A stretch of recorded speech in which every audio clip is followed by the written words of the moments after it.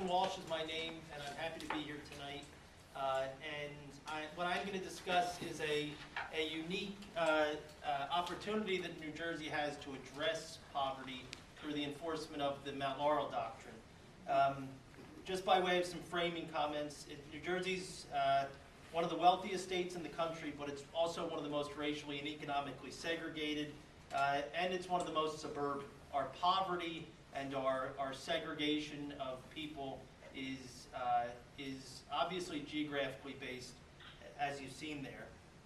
The trends really started in post-war New Jersey, and they continue today. And as you saw from Zane, the Camden-Cherry Hill comparison is really very stark.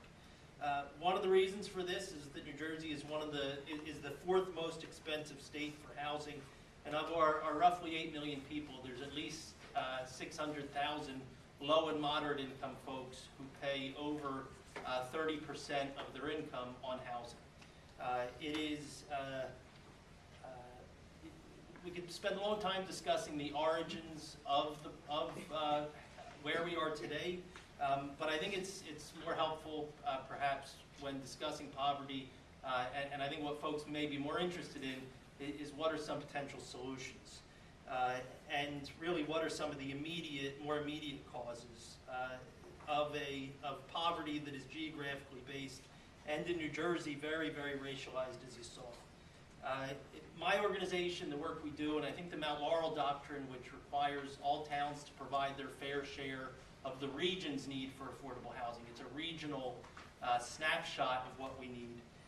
Recognizes that where one lives determines the opportunities oftentimes that one has in life.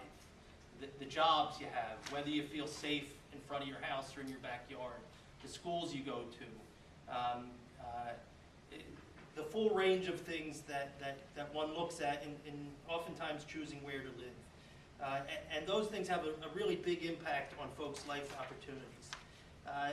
What we look at, and what we think the Mount Laurel Doctrine requires towns to look at, is how to break down the barriers that have resulted in the apartheid that is very much present in New Jersey. And what we see as one of the primary causes is a lack of starter homes and apartments, a lack of just basic affordable housing opportunities that people can access in a region that result in Camden being as poor as it is. This is not an accident that these are not available. It's in most instances a conscious policy choice to focus as much as possible on developing tax ratables and keeping out housing. And in many towns, the only thing worse than a school child is a poor school child. The primary problem is one that we know how to address. And the problem is that towns zone for things that keep, in their view, money flowing in. And when the town of Mount Laurel was sued, they said, we have an interest. They told the Supreme Court, we have an interest in making sure that our municipality attracts folks who are as wealthy as possible, who live in expensive houses, and and we want jobs as well, and we want ratables.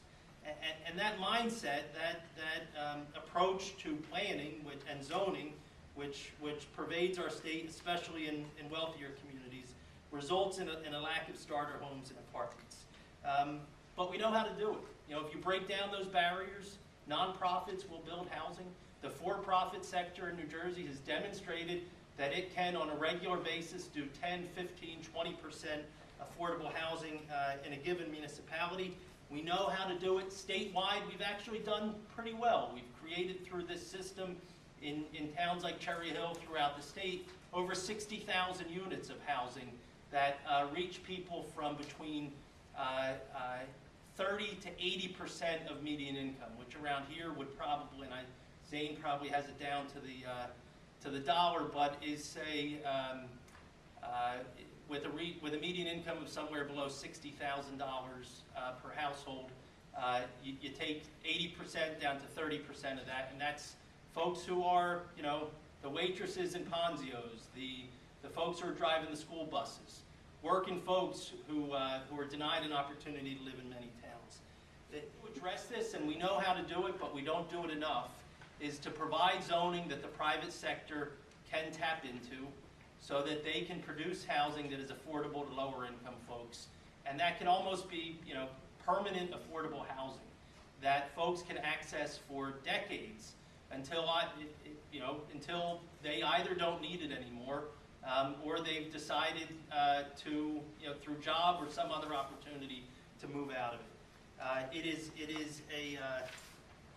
This is a local problem, and the solution, although there are things that can happen statewide, local efforts are very, very effective. We have found that in a given municipality, 5 or 10 people pushing for this changes the debate.